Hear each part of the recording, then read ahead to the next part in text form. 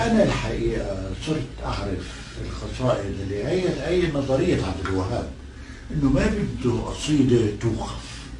نوارة عمري مروحتي قنديلي موحى مساتيني، مديلي جسرا من رائحة الليمون، وضعيني مشطا عاجيا في عتمة شعرك وانزيني، يدهشني حبك مثل حصان قوقازي مجنون، يرميني تحت حوافره حبك، يرميني تحت حوافره يتغرغر في ماء عيوني.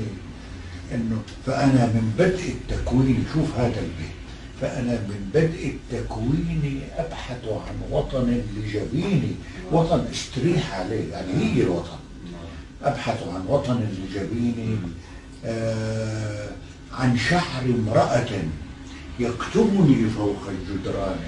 ويعني هدول الاربع ابيات من اهم الابيات، انه ابحث عن شعر امرأة يكتبني فوق الجدران ويمحوني، عن حب امرأة يأخذني لحدود الشمس ويرميني، عن شفة امرأة تجعلني كغبار الذهب المطحون.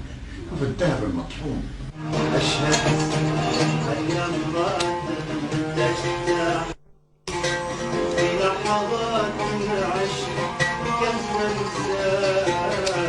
أشهد أن امرأة تجتاحني في لحظات العشق كالزلزال. تحرقني تغرقني تشعلني تطفئني تكسرني بنصفين كالهلال.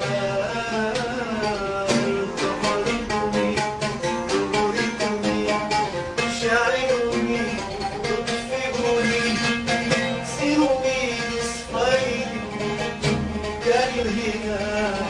تحتل نفسي أطول